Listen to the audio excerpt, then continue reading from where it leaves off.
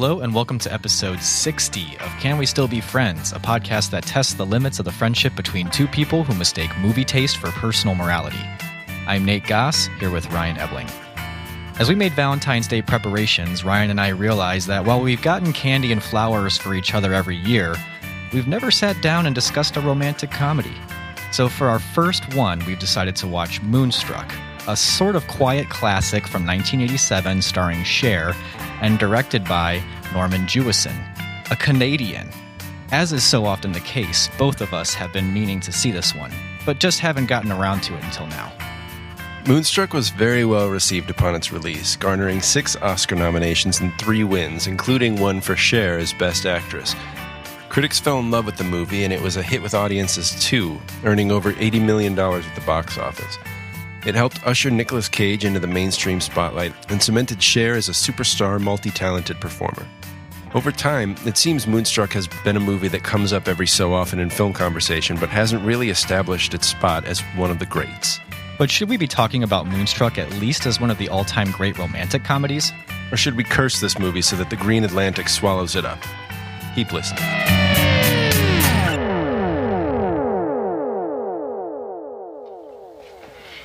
You're gonna marry my brother Johnny.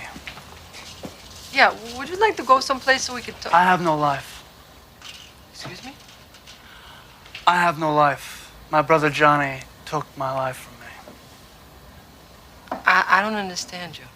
And now he's getting married. He has his. He's getting his. And he wants me to come. What is life? You know, I didn't come here to upset you. They say bread is life. And I bake bread, and I sweat and shovel this stinking dough in and out of this hot hole in the wall, and I should be so happy. Huh, sweetie? You want me to come to the wedding of my brother Johnny? Where's my wedding? So that was a scene from the movie we're discussing today, Moonstruck. That was Loretta, played by Cher, telling Ronnie, played by Nicolas Cage, that she's going to be marrying Ronnie's brother. And there's some bad blood between the brothers, as you might have picked up from that scene. Some unexpected bad blood. Like you didn't know what the bad blood was. And then when you find out what it is, it's, I don't know, it's a surprise, but it's just kind of funny. Yeah. Yeah, which is in that scene that we kind of cut short there. Yeah. But I guess if you haven't seen Moonstruck, you're going to have to check that out for yourself. Well, maybe we'll talk about it later. No, we're not going to. Okay, all right. We definitely to give won't. People incentive to go watch Moonstruck if they haven't. They'll never know what that bad blood is. Yeah, they won't. It'll eat at them. It'll be rough. Mm-hmm. Yeah, exactly. So this is our February Valentine's Day episode. Yeah. Happy Valentine's Day, Ryan. And to you, Nate. And our 60th episode. Yeah. It's a milestone. Yeah. So you're feeling a little under the weather. Yeah, I am. Sorry if I'm dragging. Maybe it'll just make my voice a little bit... more radio? Yeah. Smooth? Yeah. Just a little more bass. It's good for the Valentine's episode. You've got a little bit more of a... Right. smooth talking, sure, bordering on sensual sound, which really brings out the love in the air. The weather's also been kind of crazy. Speaking of you being under the weather, the weather itself has been... We had a snow day I didn't know today. if we'd be able to record tonight, but luckily we were able to squeeze it in between snowstorms. So. Yeah. Did you work today? Was the library open? Late start. Oh. You had off. Yeah, they closed the school. Yeah, so you had tons of extra time to prep for our Moonstruck conversation. Well, I was shoveling, but... I do a lot of my best thinking while I'm shoveling, though. No, that's true. I wasn't thinking about Moonstruck. I was thinking about capitalism, so... That other favorite Valentine's Day theme. Classic. You know me. Yeah. I'm a romantic. Maybe, I don't know, I was feeling connected to the labor movement as I was shoveling and sweating. And shovelers of the world unite. Yeah. It was a lot of union thought that I was having. Why aren't there more people out here shoveling my driveway? Right. It was one of those thoughts. But no, I actually have, I only watched Moonstruck last night, but I feel like I have done a lot of thinking about it. It's just kind of been on my mind since I watched it. Yeah. Good. Yeah. And I watched it. It was only 2 nights ago, but I would say the same for me. It's been just sort of, I've been able to simmer with it for a little bit. And, which I guess it surprised me. I didn't expect it to be a movie that would linger. Yeah. So I guess we should maybe just get into it then, because neither of us have a history with this movie. No. Except we knew that it's been out and it won Oscars. And I don't know, I guess I always kind of was like, one of those fluke years. Cher winning Best Actress. It won Best Supporting Actress for Olympia Dukakis, Best Actress for Cher, and Best Original Screenplay for John Patrick Shanley, who I had no idea wrote this movie. He wrote Doubt. Oh, okay. That's who we're talking about. Okay, yes. Yeah. I knew the name, but I just couldn't, and I didn't have time to look up what it was connected with. I mean, I knew as soon as I saw John Patrick Shanley, I remember I was like, wow, that guy wrote Doubt. So I looked up what else he's written. Doubt seems to be an anomaly for his subject matter, because he also wrote Joe versus the Volcano, We're Back, a dinosaur story. I remember the like VHS cover of that, but I never saw it either. Yeah. Congo. Oh, I read the original book, the Michael Crichton book. Movie. You never saw the movie? Is not that great of an adaptation. And then he directed Doubt. Stage play and the movie? Okay, so because I knew Doubt started as a theater production. Yeah. Well, it was up for an Oscar Best Adapted Screenplay against one Frost Nixon. Neither of which won. Slumdog Millionaire won. What? Yeah. That's kind of wild. That seems like a fluke. Yeah. Kind of. Yeah. So John Patrick Shanley, first name that surprised me as I watched the credits. I just knew nothing about this movie. I knew nothing except for, we talked about in the last episode, the poster. Right. That's about it. Yeah. Like I had the image of it in my mind. And I knew Cher was in it. I knew Nicolas Cage was in it, and I didn't know the... Oh, I had no idea about what the premise it was about. Yeah, I know no clue. No clue. I knew Nicolas Cage, I knew Cher. I knew Cher won the Oscar for it. I didn't realize that it had been nominated for Best Picture, Best Director. Right. I didn't realize it had won Best Screenplay, Original Screenplay. Yeah. And I guess to me, part of it... one thing we could talk about, because this is a movie that neither one of us saw, was what was keeping you from seeing it. Because I can tell you, for me, it just seemed really 80s. In my head, I had thought, that probably doesn't age very well. Yeah. Or like, that seems like a movie of its time. Like, is it really as timeless as people talk about it, you know? That's the thing. It feels like a movie that impressed people the year it came out. But since then, I'd heard stuff, but I hadn't heard enough people like really saying anything specific about it. I just would every now and then say like Moonstruck, I love that movie. But like no like specifics about it. Yeah. And I'll be honest here, I haven't seen any other Cher performance. No. And to me, knowing Cher, I was like, how good could she be? I just wasn't that interested. Yeah, exactly. Not that I had any... I don't have anything against Cher necessarily, but I know her more as like a pop singer. Yeah. And from the Sonny and Cher show, which I never really watched. Right. And so I was kind of like, I just didn't have a lot of familiarity with Cher other than seeing her be Cher. And I was like, how could she be anything other than just Cher? Right.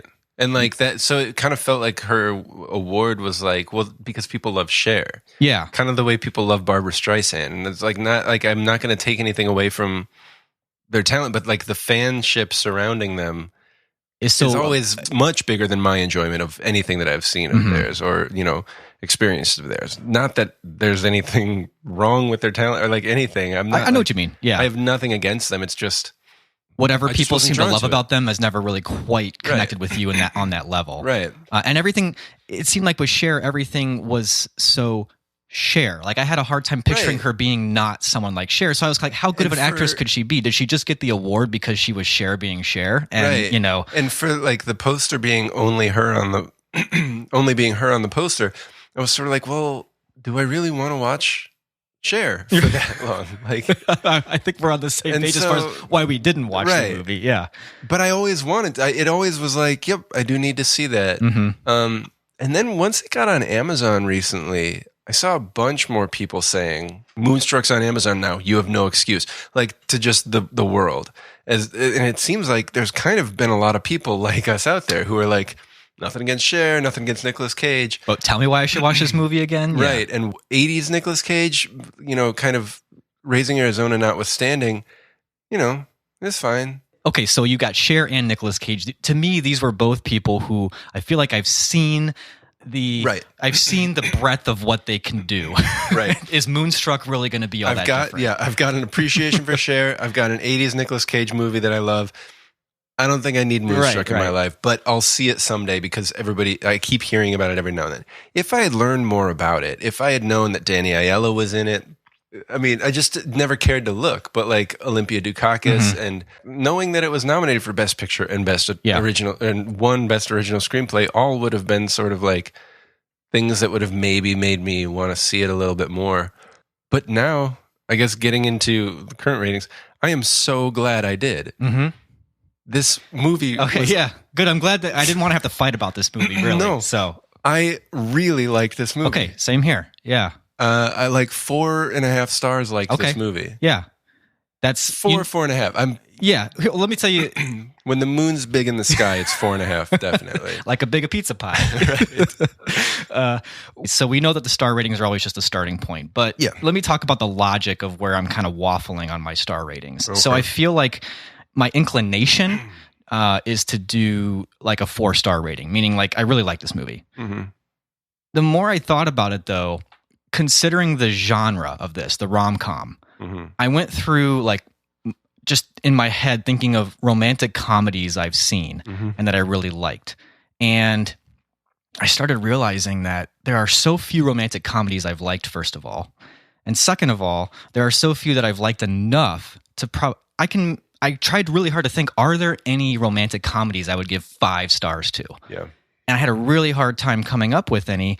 I thought if you stretched Groundhog Day to be a romantic comedy, I won't let you do that. Then maybe if you tried to put Eternal Sunshine of the Spotless Mind into that camp, sure. I could see that. Sure. Later on, maybe we could talk about the genre a little bit more and what we do and don't like about it. But my feeling now is, and especially I think after we talk about this, I might end up bumping it up to 5 stars because just taking the genre that it is, to me, this is like probably now my favorite romantic comedy. I'm with you. So why would I not give? I'm basically writing off a genre if I'm unwilling to give anything in that genre 5 stars. That's a great point. So, and I don't know if you have romantic comedies that you would say are better than this. That's not maybe the best way to start the conversation. Like, what's better than this? Yeah, but, No, honestly, I Googled the list just because I'm like, off the top of my head, I can't think of romantic comedies that I'm like, not stretching the definition, romantic comedies. Like you said, Eternal Sunshine would be probably top if we considered it that, but I don't think it is that. I mean, Annie It'll Hall. come up again. Annie Hall, possibly. 500 Days of Summer was a movie I really enjoyed. I actually never saw that, but I don't know if I would like it as much as the first time I saw it, which was one of those indie movies comes out in the summer and it's like, this is actually a lot better than a lot of the stuff that's in the theaters. Say Anything has always been a movie that I love, the John Cusack 80s, One that I really loved that I guess you could call it as a romantic comedy was Broadcast News. Okay. I've never seen that. That's a great one. But yeah, I mean, it's not quite. It's not so much a genre pick as Moonstruck really is, kind of. Although it's doing so many great things with that genre. If you're gonna call The Big Sick a romantic comedy, I think it's probably in the conversation. Yeah, I think that's a romantic comedy. Yeah, don't you think? That would be up there for me. That's true. That was a really good movie. Yeah. But I gotta say, even though there are all these movies that I really do enjoy. Like Say Anything has been one that I've watched multiple times since high school. I honestly think Moonstruck still beats them all. Yeah. Just like feeling it out today, like thinking about it before I shoveled. All right, well, let's talk about what makes this movie so great. It sounds like this is just going to be a big love fest. Why wouldn't it be? I mean, we can't fight. I mean, I was just taken with it is the best way I can put it. Yeah. Like from beginning to end. That's what that's really the only way I can say. Like, I mean, we'll try to put better words to it, but I was like maybe half an hour into the movie, 45 minutes into the movie, I wrote, there's just something so engrossing about this movie. Mm-hmm. Like, I was just in it. Yeah. I was just pretty much smiling the whole time. Just like, this is really nice. Yeah, it is. AJ, my old college roommate, often calls into the show, and we might play one of his voicemails later because he did have some thoughts on Moonstruck. But I was texting with him about the movie. And the way he put it, I thought was interesting. He said it was the most wonderful, comfortable, inviting fight you've ever been a part of. Wonderful and comfortable kind of are good adjectives for the movie. Like, there's just something so warm about it, even though there's actually a lot of discussion about things like death. Yeah. And there's a lot of like, people are irritated, people are fighting constantly. And to have a movie still be filled with such warmth. Yeah. And even warmth around relationships that in a more logical movie or in a more like realistic movie, you'd be like, I don't know. It's not a good idea. But in the world of Moonstruck, you're cool with it. You're just, you feel good about everything that happens in this movie. Yeah, you really do. Going back to how little I knew about this movie, and also some unfortunate timeliness of this movie. I didn't know that John Mahoney was in this movie. And of course, we had no idea when we picked the movie that John Mahoney would die. Yeah. February 4th. Which was last Sunday. We're recording on a Friday. This is last Sunday. So, that was, one, sad to hear about the passing of John Mahoney, and then also just kind of nice to see him again. Yeah. What do you do? I'm a professor. I teach communication at NYU. That woman was a student of yours? Sheila? Yeah, she was. Is. Was. No saying my mother told me. You want to hear it? Sure. Don't shit where you eat. Okay, I'll remember that. Say Anything is a movie that I've always loved, and he is great as the angry dad in that movie. Yeah. Well, and we talked about off mic, we were talking about Barton Fink. As Mayhew in that movie. He's a great character. So so that was sad to hear of his passing, but also, like I said, really, really great to see a movie of his that I hadn't seen, but that he was just as great in. Well, like everybody else in the movie, it's a great character. Mm-hmm. There isn't a bad character in this movie. No, there isn't. And it's really, for it being a romantic comedy, it's more of an ensemble than I thought it would be. Yep. I was reading Ebert's review. This is one of his great movies, by the way. Moonstruck is from his great movies, series. And he has got a great essay in there. If you just like they all are, because he's great at writing about movies. But he said if you put in there, there's actually like 4 to 5 different romantic relationships in this movie, depending on how you want to count. Yeah. And so the fact of it being a romantic comedy that isn't entirely focused on the Ronnie and Loretta relationship, everyone's got their own complicated love stories going on, and that the movie can juggle that and not have it be a muddled mess is enough of an impressive feat in itself. And there are subplots that Loretta and Ronnie don't even touch. And they only need like 1 or 2 scenes. I'm thinking of like the scene where her aunt and her uncle are like, they're looking at the moon. So the moon kind of ties a lot together. Definitely. And she just says something like, in the light of that moon, you look like you're 25 or something. It's just beautiful, and it's a different type of love. It's a love that's aged. Right. And is finding a moment of freshness in that. It's just one scene is all you need, you know? And what else is great about that scene is that the camera cuts back to him, because I remember her saying that, and I'm like, I didn't really notice what he looked like in the moon. And the camera cuts back to him, and he does not. No, he looks like an old man. And it's kind of funny, but it's also super sweet. It's like she would see that in this moment. And so that kind of, that scene stands alone, but it also really fleshes everything out. Mm-hmm. It makes something that would be maybe implausible if the movie really hung its plot on it, like the power of the moon to bring people together. I don't know. I was trying to figure out how the movie works with that and what place that plot device has in kind of cinematic history, because the moon you're talking about? Yeah. So in the movie, the moon being like big, inspiring romance. Had this kind of like enchanting feel to it. Her uncle talks about it. He remembers at one time that like the moon was that big and he just felt so much romance. Mm-hmm. And then it happens during the movie when Ronnie and Loretta have sex for the first time, which is probably a crass way to say it. When they first fall in love. Give into each other. Yeah. And so all the, the different relationships see the moon this big. Good timing, by the way, because last week didn't we have the super we blue had the blood super moon? Blue blood moon, yeah. So I think it's all just maybe that's still in our maybe that's why in I our wanted to see beings, Moonstruck, yeah. And so it's got this magical realism sort of stuff, and with like bad luck and the curse and like on the plane. And Yeah, like, all but that with stuff. kind of It's a just wink kinda there. to like, there's that. If you talk about that kind of stuff about like the luck and the curses, it's always equal measure the magical element, but then the reality smacking it in the face. So like you've got This movie is definitely equal weights magical and realism. like when Johnny is leaving on the plane and she says, "That's my fiance," and the woman at the airport says, "I put a curse on that plane." My sister is on that plane. I put a curse on that plane that it's gonna explode. Right on fire and fall into the sea. 50 years ago, she stole a man from me. Sorpresa il mio uomo. Today she tells me that she never loved him, that she took him to be strong on me. Oh, she's gone back to Sicily, ritorna in Sicilia. I cursed her that the green Atlantic water should swallow her up. I don't believe in curses. Neither do I. So it's kind of like that this. really is a summary of the movie's relationship with magical realism. Yeah. That it's like, if you don't buy the moon thing, we don't either. If you do, isn't it nice?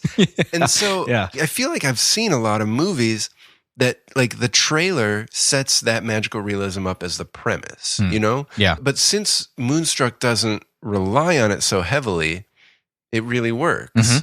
And because it affects multiple relationships, not just Loretta and Ronnie, it feels a lot more plausible and natural. There's probably a whole list of things that I'm like, I don't know why this works in this movie, but it just does. But I also think with talking about the moon a little bit more, I think the movie also embraces that other aspect of maybe the more surreal or mythical aspects of the moon with the idea of the wolf and the dark side of the moon. But like the moon is sort of this enchanting, and it's got this romantic aspect to it. But then it's not really as explicitly stated in the movie, but you get these ideas of like the Ronnie character kind of being the wolf, and like the moon being like, the dogs are, the guy who walks the dogs, they're all howling at the moon. Well, he has to tell him to howl at the moon. Oh, that's right. The original title for the screenplay was called The Bride and the Wolf. And I had heard that Norman Jewison saw the title and was like, the title's got to change. It's like you're trying to make a horror movie. And actually it was Shanley who said, well, that's kind of the point. Beauty and horror in equal measure. And so I think that, all the aspects of the magic are balanced by the realism. You've also got just the love matched by the impending death. And, everything is balanced in this movie, I think. And it's the light and the dark are there, and they're held very well together in equal proportion, so that you get this romantic comedy that I think does lend itself to you thinking about it for days. I mean, the kind of questions it asks, like, why do men chase women? Which in a weaker romantic comedy would just be like a throwaway line of like, or like someone answering it because men are dogs or something like that. And instead you get this really interesting answer from Johnny. Why do men chase women? Well, there's the Bible story. God took a rib from Adam and made Eve. Now, maybe men chase women to get the rib back. When God took the rib, he left a big hole there. A place where there used to be something. And the women have that. Now, maybe, just maybe, a man isn't complete as a man without a woman. Why would a man need more than one woman? I don't know. Maybe because he fears death. That's it. That's the reason. I don't know. No, that's it. No. Thank you. This is a unique romantic comedy. How many romantic comedies give you that fuzziness and that warmth that you want in it, and the payoff? The payoff is still there. They still get together, but you're left with so much more to kind of chew on. Yeah. And it's always funny. Yes. No matter what. Like, no matter how heavy the thing is that somebody's saying to another person, there's a tone in this movie that is established and maintained.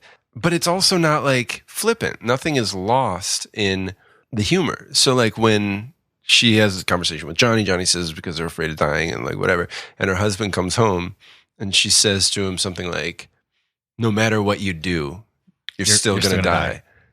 The weight of it hits, but it's also kind of funny. Because Cosmo's right, because it's Cosmo, and because the situation of him coming home, taking off his coat, and his wife saying that to him, it's just a funny situation. Well, and that scene is a good example of what you see a lot in this movie, where there's a lot of different aspects of filmmaking that are pulling out that comedy. So, of course, it's the performances, of course, it's the dialogue itself, but the camera gives you allowance to laugh, I guess. Right. And I noticed that too in the scene, which I thought was really funny, where Loretta goes to confession after she has sex with Ronnie. Yeah. And the way they shoot the confession scene, and she kind of breezes through, the second thing she mentions is that she slept with her fiance's brother. Yeah. Bless me, Father, if I have sinned. It's been 2 months since my last confession. What sins have you to confess? Twice I took the name of the Lord in vain. Once I slept with the brother of my fiance, and once I bounced a check at the liquor store. But that was really an accident. Then it's not a sin. But what was that second thing you said, Loretta? You mean the one about once I slept with the brother of my fiance? That's a pretty big sin. I know. You should think about this. I know. All right. It's funny enough just in the script there, just to have the priest kind of back up and say, well, let's go back to that. But the way it shoots it, where all you see is the priest's hands. Yeah. And the way the hands kind of pause, credit has to probably go to Norman Jewison to know how to shoot this thing and how to get those performances out of the actors that just strike that perfect tone. Yeah. Well, yeah, I mean, you can imagine any other romantic comedy would show like the priest going like, like making a weird face or something. Norman Jewison finds different things to look at to make this funny, and he does it all over the place. That final dinner scene where or breakfast, I guess, where Rose, Loretta's mother, says to Cosmo, like, you got to stop seeing her, and she confronts him And go to confession. A man understands one day that his life is built on nothing. And that's a bad, crazy day.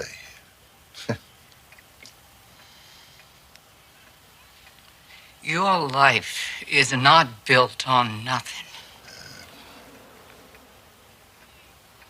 Ti amo. Anch'io ti amo. such a moment of strength for her that you feel so much for her. But there's also a lot of humor in it. Like when he like stands up and hits the table and then sits down and just says, okay.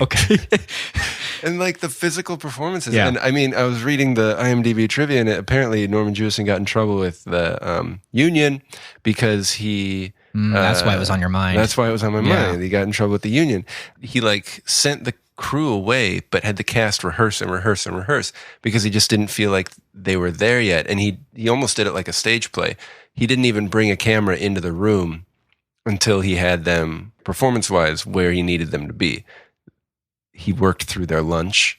But you can tell that his focus was on the performance when it needed to be. Mm-hmm. But then he also had the presence of mind to use the camera in the perfect way. Right. And it's going to sound like hyperbole, but that scene shouldn't work as well as it does.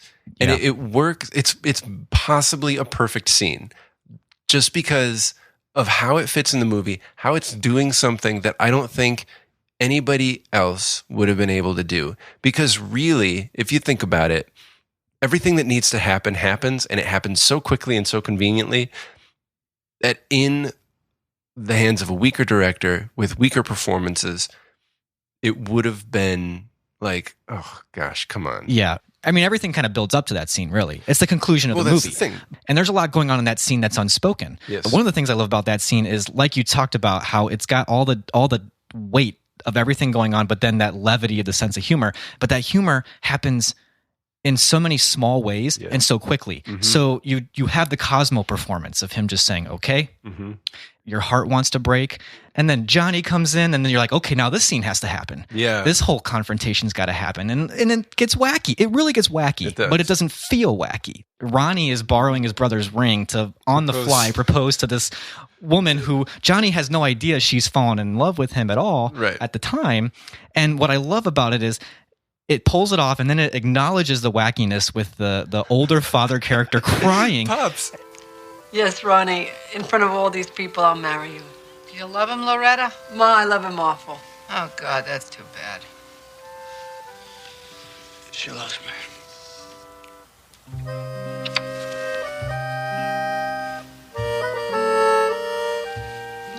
What's the matter, Pop? I'm confused. Yeah, so you've got that like straight up funny, like out of nowhere wacky stuff, but you've also got the real emotional, hard hitting stuff, and it shouldn't work. It should be so disparate that like our necks are breaking from being jerked around so much, but it's so fluid, and part of that is because the movie has established itself as a story that will take its time. Because there are times early in the movie that I was really struck with the pacing of it because it just went so slowly. Not in any way that frustrated me or made me bored, but it was letting us kind of sit in moments. And it was letting us get to know the characters and get to know the situations. So when that final scene does that, where they're all sitting in silence waiting for Johnny to get there because they know he's going to, you almost know what each character is thinking. And so instead of just sitting there and it's building tension, it's sitting there and it's developing character because you're watching them look at each other and the way they look at each other, who they aren't looking at. Yeah. It all has something to do with it. And it's just such an earned moment there at the end. Yeah. And also I realized as I was watching it, how different the movie was to other romantic comedies when he comes in and you're supposed to have the big confrontational scene, and in any other romantic comedy you would want that to be so intimate. You would want that to be just the love interest and them reconciling, or you'd want it to be the breakup between the two of them. But when she says, I want my family, there's something about that line that's just like, you're like, yes, please don't have them go away. I want everyone in the room when this happens, and that because of what you're saying about how it takes its time in so many other ways, that's the only way that line is going to pay off to where you as a viewer are agreeing and saying, yeah, I want all these people in the room. I want to see how they all react, because in most movies, all those other people are just backdrops, or they're just like such minor supporting stock characters that it doesn't matter if they're there or not. Or they're only there for a quick reaction shot in most movies. Right. Like, the weird aunt that just goes, or something like that, but there you're getting such true, genuine reactions. Yeah. I think what this movie does differently is that it makes the performances and the characters the focus.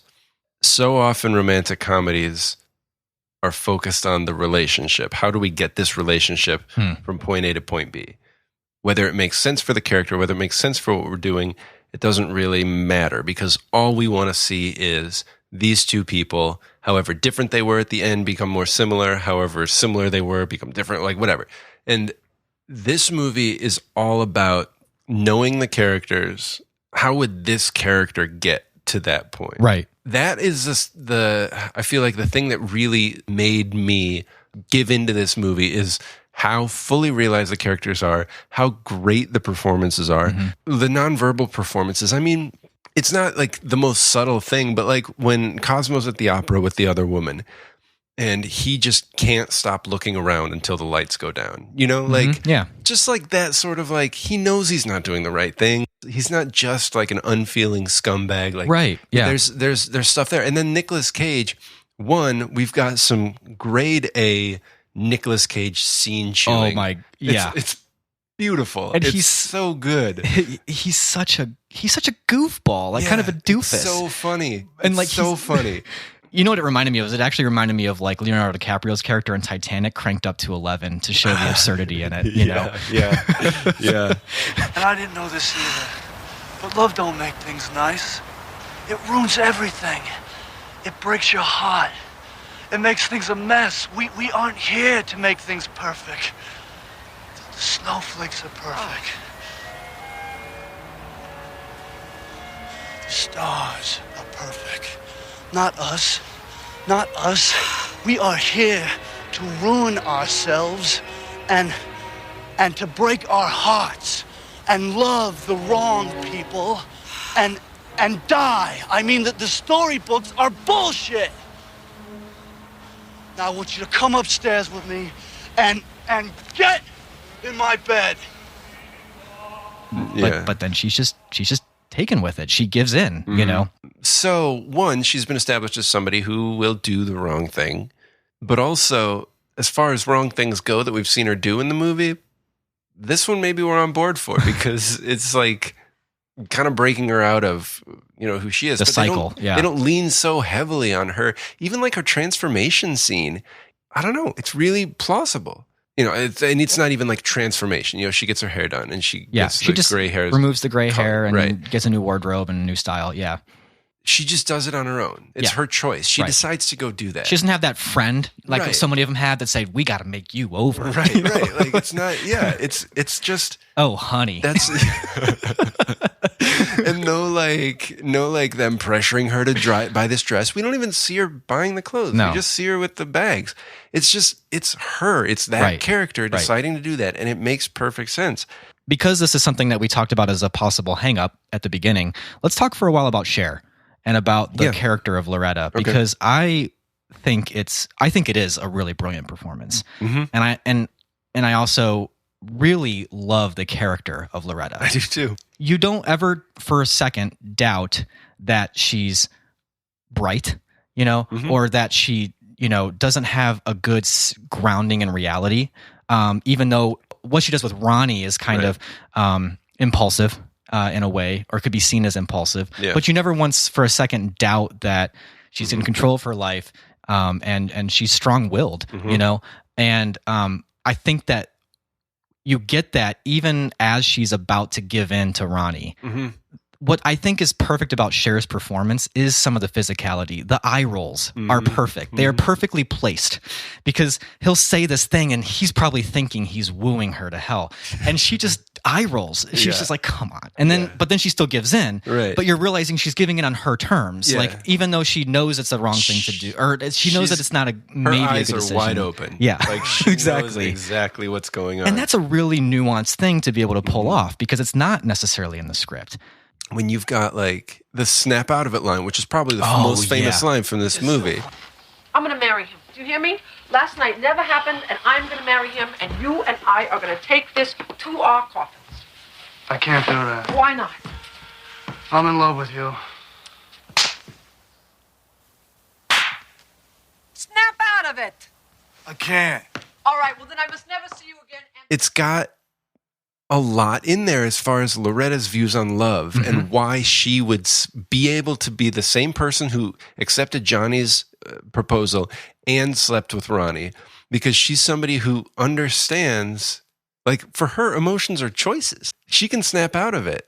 She is fully aware of the bad choice she's making, but she's making it because of all these reasons. And so, like, great line, but also it really tells you about Loretta. It tells you about the difference between Ronnie and Loretta. It tells you about the difference between Johnny and Ronnie and why Loretta would end up with Ronnie because of what he gives to her. Because Johnny's a bad choice because it's strictly practical. Right. Ronnie's a bad choice because it's not practical. It's the opposite at all. of that. Yeah. But you understand that Loretta needs that right now. Yeah. Because that's a good point. She's been kind of prisoner to this bad luck, but she doesn't believe in luck. So really, she's been blaming herself this whole time and making her choices based on the practicality of that. And so now Ronnie helps her break out of that. All of that gets tied up in the line, snap out of it, which is a super funny and perfect line for that moment. Yeah, and delivered so well by Cher. Exactly, of course. Yeah. I mean, I really do think it just comes down to the way Norman Jewison directed the performances and the embodiment of the characters, because Norman Jewison did such a good job picking those shots of, like, when is it important for us to see reactions? When is it important for us to see these nonverbal things? And when isn't it? And he only seems to show us when it matters and when it fills in the scene and fills out the character. I don't know. I just feel like Norman Jewison directed the hell out of this movie. I want to talk a little bit about Norman Jewison because after we talked in our last episode, I realized there's a lot I haven't seen. Yeah. And I fixed some of that. I actually watched Fiddler on the Roof about a week ago. Yeah. And I really like that movie. You know, you take In the Heat of the Night, you take something like Fiddler on the Roof, you take Moonstruck, and this is a guy who, I mean, he's making Hollywood movies. He's not this like outsider, independent filmmaker. He's just a really good craftsman. Yeah. He's not necessarily cutting edge. He's cutting edge, I think, in some of the material he chooses. But like, he's just a guy who I think was able to work within the confines of like the industry and just make really well-crafted movies that were important and not self-important. Great movies like that. They're just classics because, you know, you want to know how to make a great movie. That's just really well. This is a really well-crafted movie from top to bottom. You just started with a great script. You got the best cast you could possibly get. I remember I heard another interview with Norman Jewison where he just said for this movie, he was able to get every person he wanted for every part, which he said never happens. Yeah. And I think it's interesting. We joked a lot about him being Canadian in our last episode. And it's no joke. You're right. It's not. And again, now that I've seen Moonstruck, I really feel like the Canadian cinema, it's in my mind. It's got that thing, right? It's got the Canadian cinema element that we just can't put our finger on, but we know it's there. And Norman Jewison brings it. Oh, brings the Canadian, yeah. But take those three movies, In the Heat of the Night, Fiddler on the Roof, and Moonstruck.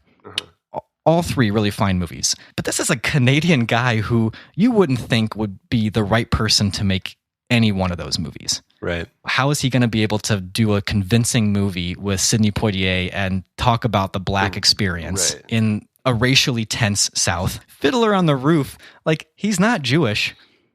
So not Jewish makes Fiddler on the Roof. Not Italian makes Moonstruck. And these are movies that are really at their core, not at their core, but a central part of each movie is the culture. Yes, absolutely. And the fact that he's able to capture every single one of those in a way that has such warmth towards every single character to where you as a viewer, if you weren't familiar with those cultures, you feel like you're kind of getting a peek into it. Whether it's stylized or not, you feel like you're coming out of it with a new respect for that culture, you know?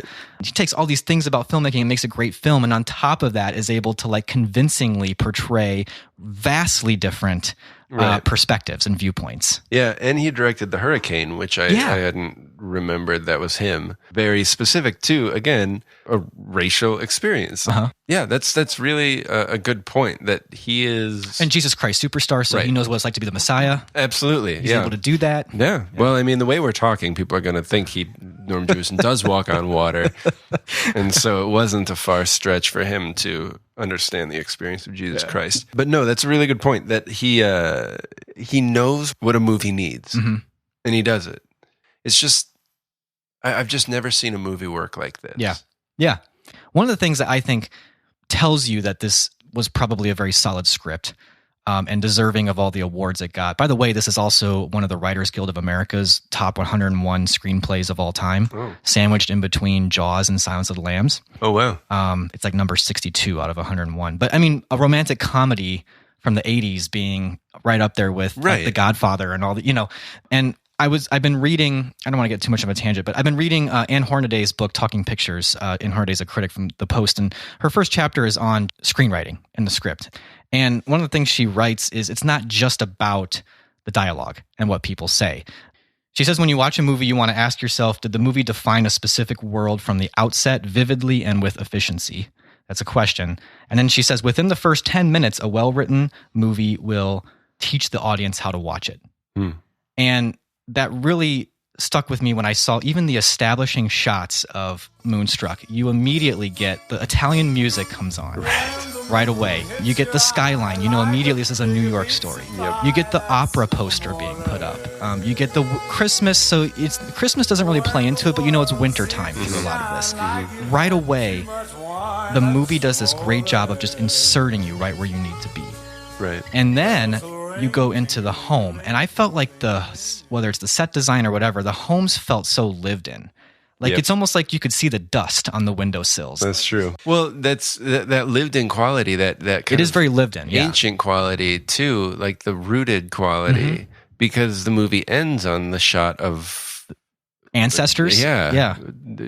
It's not clear who they are, but like that, you've seen that picture throughout the movie. No attention's really been drawn to it, but just like kind of rooting love for this family. Like no matter what conflicts or problems you've seen, there's stability there. There's love there. There's like, it only makes sense that they would have that sort of like guided, like you were talking about establishing the setting.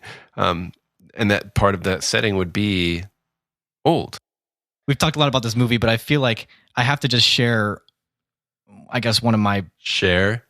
Yeah, yep. It's a good homophone call out there. Thank you. But I don't know. I feel like I'd be regretting if we went through the whole podcast and didn't talk about, you know, one of my favorite scenes, which is the scene of John Mahoney and Rose, where she turns him down. Yeah. And AJ, who always calls in, had a lot to say actually about that performance by Olympia Dukakis. Maybe we should just play that and get his thoughts on it. Greetings, gents. It's Andrew. There was one line, the absolute height of the movie for me, is when Olympia Dukakis said to her suitor for the night, as he's trying to get her into bed, and he's trying all of his adolescent tricks, she doesn't go for any of them. And she looks him square in the eyes, and not in a defiant way, not in an attacking way, but just states, I know who I am. Temperature's dropping. I guess you can't invite me in. No. People. No, I think the house is empty. I can't invite you in because I'm married. Because I know who I am. Shivering. I'm a little cold. You're a little boy, and you like to be bad. We could go to my apartment. You can see how the other half lives. I'm too old for you. I'm too old for me. That's my predicament. Good night. Good night. Can I kiss you? She is such a strong person and knows what her real identity is, that any fake identity or any opportunity to be something else is immediately turned down because it's not what it purports to be. That never moving, never wavering aspect of her role in that family is so encouraging. Cannot wait to hear you guys' thoughts on this. Should be fun. Thanks, dudes. I totally agree. It's a really powerful moment because, again, credit to the script, the way you could interpret that is like 3 different ways. Right. She knows who she is in the sense that she's a person who has self-control and knows that she doesn't have to give can into do the that. right thing, yeah. She also knows who she is as far as, does that mean like her role in the house? You know, like she knows that if she doesn't hold things together, everything's going to fall apart. Right. Just she knows who she is as far as she just says, I'm a married woman. Like, and she to knows, her, this is clean cut. This would be a wrong thing to do. And she knows who she is to him. Right, that she's too old for him and that this is nothing more than just she says she's too old for him. But really, but just this is just you don't another, care about me. Yeah, exactly. She's able to read people that well. Yes, And that's part of who she is. She knows how to read people. Mm-hmm. And I thought that scene just played out really well. Like they had their little tender moment, you know? You can't deny the connection. Yes. And there was no infidelity in that connection.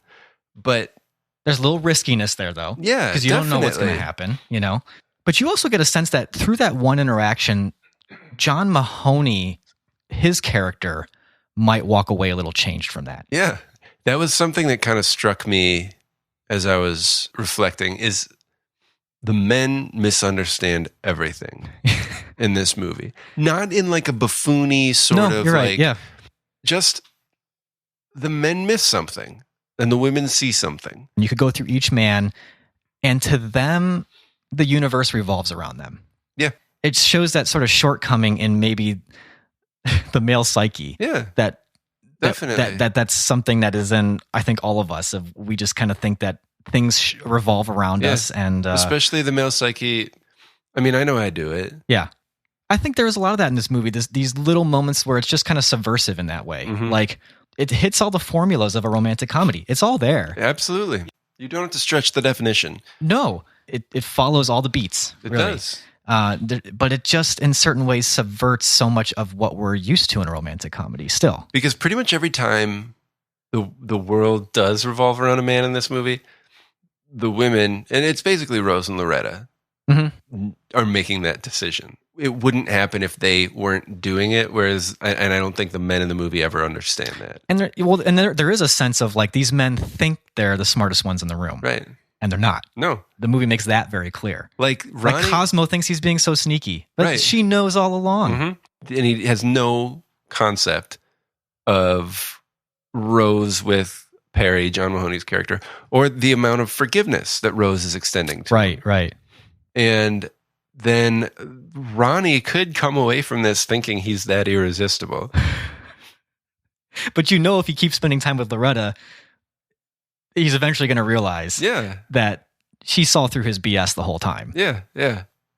And you also have faith that Loretta's a strong enough character to leave him if she needs to.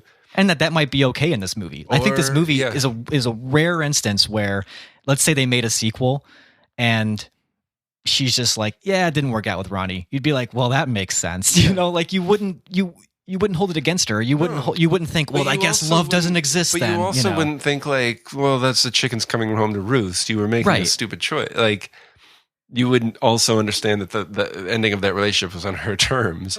Don't you get that feeling throughout the entire movie that it's just this general idea of like, things happen and the weight is all there, but there's an acknowledgement that life goes on. I'm really glad I watched this movie. Same here. I feel like I haven't had that feeling in a while, that I'm just like, you've been in a rut.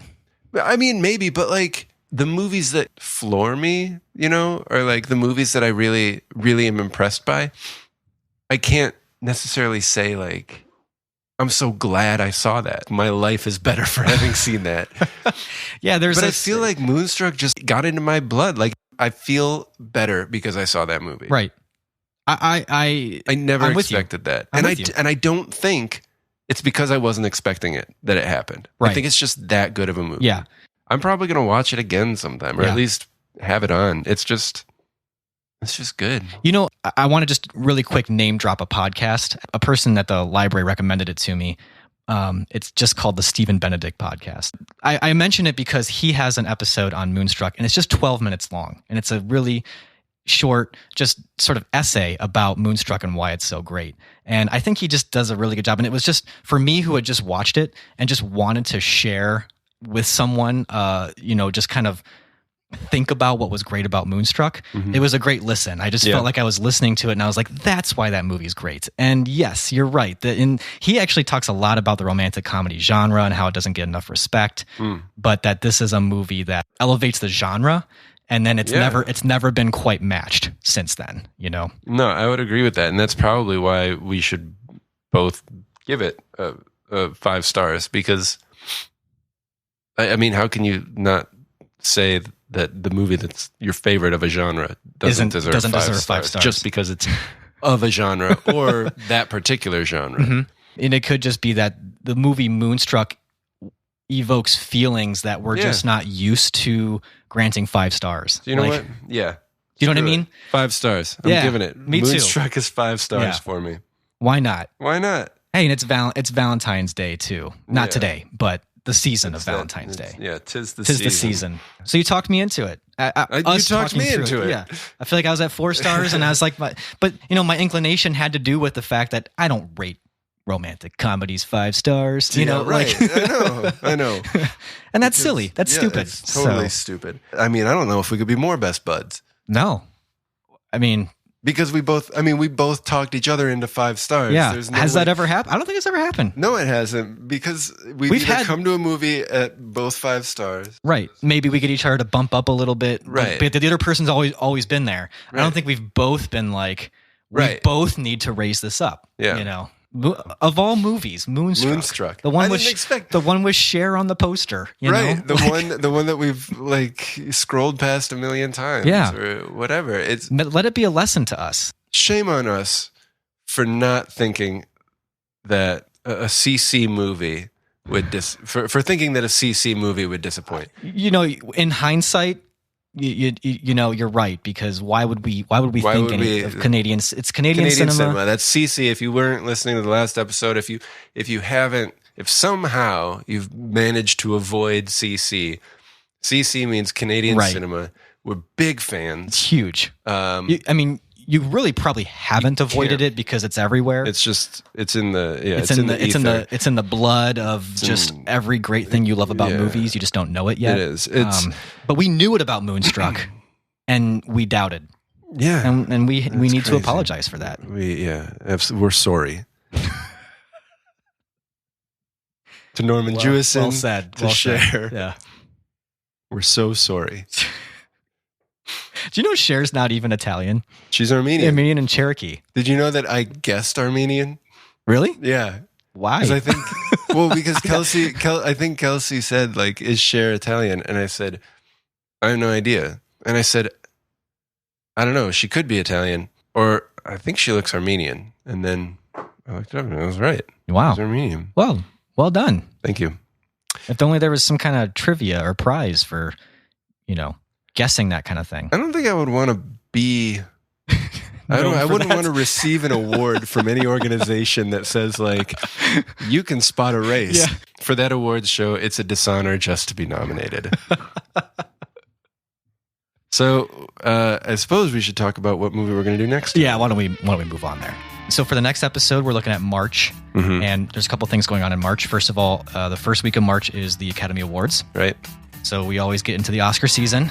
The Oscar, is it a fever? Oscar fever? It starts as a buzz, and then it gets to be a fever, and then the Oscars coma. Right, when the fever starts, and then the fever breaks eventually, and we get into the summer blockbuster season, basically. Right, exactly. When the fever breaks. Right. So that's going on in March. March is also St. Patrick's Day. Right. Our movie takes place in Boston with Irish Americans. And we might be giving it away, but the pretty cool Dropkick Murphys song right at the beginning. Yeah. That kind of sets the sort of St. Patrick's Day tone. So I feel like it's really applicable to St. Patrick's Day because St. Patrick's Day is more like a stereotypical Irish holiday. Right. And the movie with Dropkick Murphys, just very Irish American, stereotypical Irish American stuff going on here. So we're going to do another Academy Award winner for Best Picture and Best Director. Yeah, the first Best Director win for Martin Scorsese. That's right, who we haven't talked about on this podcast. No, we've never done a movie. And we're both huge fans of Martin. I mean, I would put Martin Scorsese with one of my all-time favorite directors. Yes, absolutely. As a lot of people would. Yes. So we're going to be talking about The Departed. Right. We'll talk a lot more in our episode about it, but for me, this is a movie that I loved when I saw it in the theater. I saw it maybe like once or twice after that when it was on DVD. Haven't seen it in a really long time, though. I mean, the cast is, of course, DiCaprio, Matt Damon, Jack Nicholson, Mark Wahlberg, Martin Sheen, Ray Winstone, Vera Farmiga. I think that's how you say her name. Your guess is as good as mine. Alec Baldwin. I guess watching The Departed is probably the most St. Patrick's Day thing that I'll be doing this year. Yeah. Probably. Well, it's something. Yeah. So, good. I'm making an effort. To celebrate. Yeah. I'll probably end up listening to more Dropkick Murphys. It's a great song. It's a great song. And there's something about the Irish punk, like Flogging Molly. Oh, yeah, the Pogues. The Pogues, All that stuff is... you don't listen to that in March? I guess I do. I listen to the Chieftains even in March. Wow, that Irish punk sort of stuff. I'm just telling you that I get very festive, I guess. More festive than I thought. I listen to the Pogues more at Christmas than any other time. Oh, yeah, because of Fairy Tale in New York. Yeah. That's what it's called, right? Yes. See, but I liked Rum Sodomy and Lash. No, yeah, that's a great album, but usually like You get in the be mood. reminded of Fairy Tale in New York, and then I'll listen to more Pogues. Oh, I listen to the Chieftains in Christmas time too because of they have a Christmas album. Yeah. So I guess to me, join us next time to hear everything Nate loves about the Chieftains. Well, I'm glad we talked that through. In the meantime, if any of you listeners want to chime in a little bit on what we talked about with Moonstruck, or your thoughts on The Departed when you saw it, if you've seen it recently, maybe even how does it hold up amongst other Best Picture winners of the Oscars? I don't know if this is a movie people rewatch very often. I don't feel like I hear many conversations. But you know what? I rewatched The Departed recently. Does it get much play on television? I have no frame of reference, but I'm going to say I feel like yes. Me neither. I'm a cord cutter, so they don't stream it very often. No. That's all I know. I feel like every time I've been in a hotel, some channel has had The Departed on. Really? Yeah. So maybe it does. I feel like that. Yeah, your gut tells you. Right. That you're hungry and Departed's on TV. Departed's on TV when I'm in hotels. It seems like that kind of movie. That's just kind of on. Right? Like, I think Scorsese movies are like Goodfellas is always on. Yeah. Always. I mean, I feel like I had pieced together Goodfellas before I officially sat down and watched it. Yeah. I feel like Casino, Goodfellas. Yeah. Those just feel like movies that are always on. Mm-hmm. I don't know if they are. But it feels right. Yeah. Taxi Driver doesn't. No. King of Comedy doesn't. I was just going to say King of Comedy does not have that feeling in the gut of it being on TV all the time. And I feel like I'd be right. Right. Well, and I'm with you, so I share that feeling. No, I know. That's what I'm saying. I think our feelings are accurate in that regard. At least it feels like those feelings are accurate. Hugo, I bet that movie's on a lot. You think so? I was going to go the other way on that. I don't feel like that would be on TV that much. And I don't know about Gangs of New York. I'm not sure about that. Well, I feel like yes. I don't feel like I've seen Raging Bull on TV that often. Or The Aviator. No, that one's kind of forgotten, I think. I think you're right. I feel. I feel like you're right. Yeah. Thinking's not that important in this conversation. I don't feel like it's very important in this conversation. Oh, wait, I don't want to think, but I feel like we're feeling the same thing. That the feelings are what's important. That feels right to me. And that the thinking we feel is not feels right. that important. Yeah. Well, good. All right. Well, if anyone else wants to even comment on that, whatever that was. How you guys are feeling. Yeah, we'd love to know your feelings. Not so much your thoughts, just the feelings. Just feelings. You can do that, though, several different ways. You can email us, feedback@canwestillbefriends.net. Mm-hmm. That email is associated with our website, which is canwestillbefriends.net, if you need me to say it again. And then we've got our social media. We've got Facebook. Right. We've got Twitter. Mm-hmm. Twitter is at CWSBF. Mm-hmm. Facebook, we spell it out. Can We Still Be Friends podcast. So hit us up any of those places, whatever you prefer. You can even leave us a voicemail. The number, if you want to give us a call, is 847-306-9532. Something I didn't think about, because I was listening to another podcast, and they didn't have a phone number, but they suggested that you record a voice memo and email it to them. Well, you could so do that. I just wanted to throw that out as an option.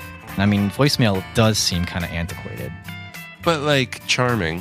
Right. And frankly, easier, I would think. Yeah. Easier just to call a number and leave a message than Also, it cuts people off. Oh, yeah. So it's easier for us in that regard. But you could see if you could kind of have a mutiny and take over our podcast. Oh, yeah. Because we are contractually obligated to play voicemails in their entirety. Right. So if your voicemail was like an hour long, wow. By the time people got done with your voicemail... Yeah, you could filibuster the podcast. That filibuster, that's the word I was looking for. It was actually. Oh. Not mutiny. Not mutiny. I'm not nautical like that. No. We are recording this on international waters, but that has nothing to do with our terminology. Yeah, you guys. It wouldn't be mutiny just because we're on the open sea. No, because you're not on the ship with us. Yeah. Well, let's be honest. Filibuster wasn't happening either. Right, because we're not on the floor of Congress. Floor, yeah. Although we do have a little constitution set up for this podcast, and filibustering is in there. That's true. I don't think most people have ever read the Constitution. That doesn't apply to this. That's not. They have not read the Constitution. You mean, right? And the way that we've written the filibuster. Through voicemail. That's in there. You're right. You added that. Right. It was an amendment, and we voted on it. And so, never mind. Forget everything we said. Just forget it. I mean, there's a constitution, but you don't need to read it. Right. The listeners don't. Us. It's for people on the ship. Anyways. Thank you for listening. Thanks for listening. And we could always use a nice rating on Apple Podcasts if you feel like you've been listening for a while, if you've been 60 episodes into this podcast. Yeah. And I've never actually I ought to showed put some my support. feelings into stars. Right. Yeah. I can quantify those feelings. Yeah. We could use your quantified feelings on Yep. Apple Podcasts. If they're good. Yep. Anything else you want to say? No. Catch you next month in March.